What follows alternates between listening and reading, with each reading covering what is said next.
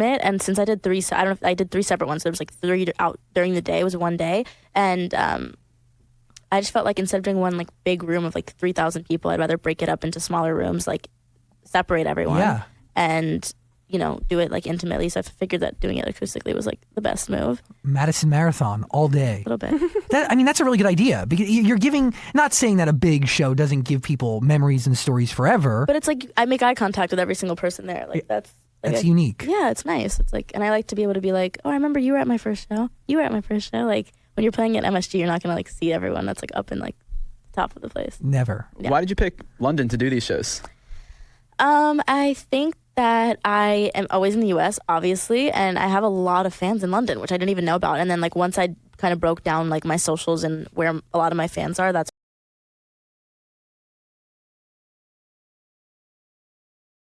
You ever see somebody get so mad that you're like, this is just weird? Like, not even... We're past, like, the levels of angry I expect you to get, and we're into a new realm where it knocks me out of even any sort of reactionary response. I'm more just like, are you okay? One time, I was at a McDonald's, right? And this dude, he must have wanted the pickles that come with the sandwich. They come with the sandwich. He got a hamburger, comes with a pickle. His hamburger didn't have a pickle. And I don't know what else was happening in his life. Maybe he usually handles disappointment very well. Maybe they caught him on the wrong day. Maybe they, you know what I mean? Maybe.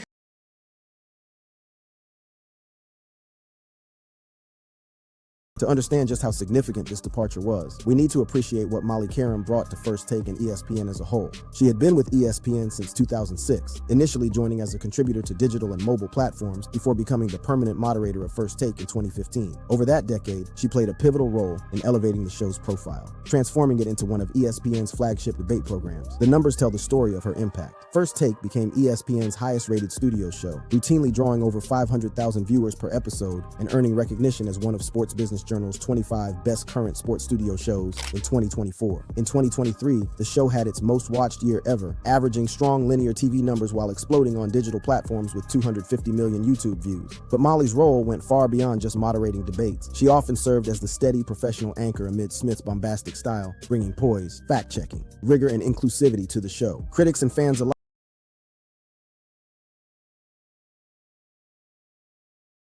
Well, I'm glad you said Taylor's like 10 Travises financially. Well, I'm glad you said net worth, because that's the big question on the table. People want to know from you. Viral clip you had recently talking about a potential prenup. What are we looking at here? What are we looking at here? Look, all right, so let's break it down a little bit. Okay, so first of all, we got to quote 2 rappers, both of whom have been disgraced, sorry. But it's all about the Benjamins, baby. And if you ain't no chump, holla, we want prenup, yeah. Okay, so again, don't say who said those things. They were still good sentiment, okay? So look, high net worth prenups, low net worth prenups, something I've been doing.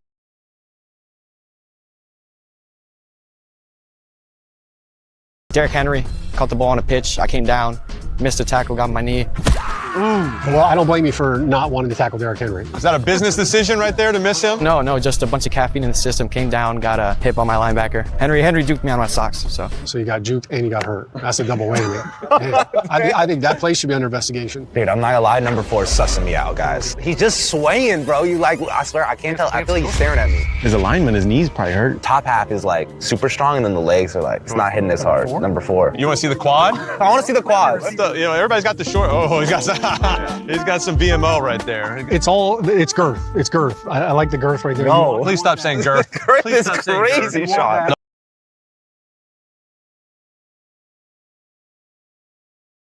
Known about the experimental shot, which has been tested in mice. So it's a vaccine that doesn't protect you against anything specific, but just against kind of like everything that might happen to you. Supposedly, yeah. What?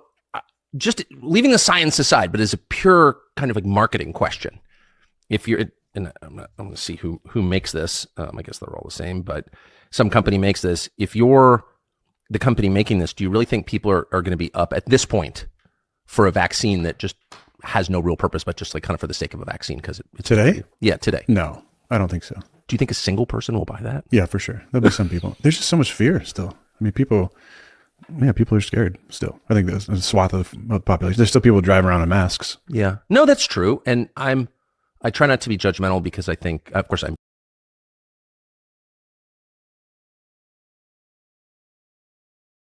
play. The puck is in play. And Jason is going down the hockey pants. Kareem!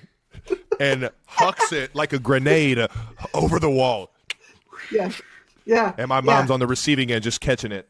Yeah. Oh my gosh. I did catch it, but here's you immediately were ejected from the game. Not ejected from the game, but you were made to get off the ice because you have to have a cup to be on the ice. So they made you get off and put it back in. Is that true? Yes, but the problem is that they never checked me for cups. How would they know? Don't you remember them knocking to see if you had it? I don't think that's. Don't you remember that? I think I got ejected because I probably hit a kid in the head or something. Like that. I think it's because of my no, you didn't have the proper That was the equipment second. on. That was the second one. The first one was the cup. That was the first personal foul. The second personal foul.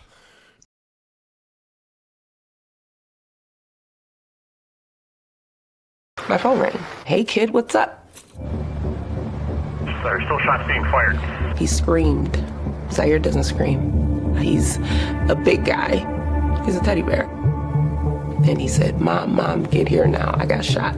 At least 10 people have been killed today in a mass shooting at a supermarket in Buffalo. We're told that suspect is an 18-year-old white male. Hell yeah. He shot a lot of people up in there. Oh my God. I thought the worst. I called my boss and I called the mayor. I wanted to see my kid. And they said, you can go see him at the hospital. He got shot in his neck, literally right there. And the bullet exited right above his spine. Zaire fell. And then the terrorist shot Mrs. Pearl Young in the head. And Zaire said,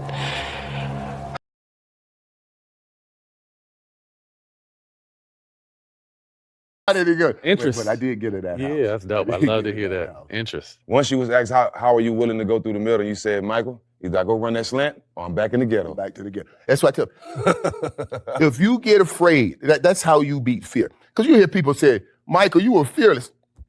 Nigga, no, I'm not. I'm human. What are you talking about? Fear is real. No, the alternative. Courage doesn't say I did not have fear. Courage says I have an ability to overcome the fear. Right. You see what I mean? Yeah. So I was telling people, how do you overcome that fear? So every time I lined up and ran that slant route, I get ready. And everybody knows, watch Mike, he's come slant right. Watch Mike on the slant. Nigga, that's running lot right there. Yeah. I'm not scared. You ain't scared. That's running lot, nigga. I'm Yeah, you scared. that joker right there, that's the nigga that went over to somebody and said, cut my finger off. Cut my finger off.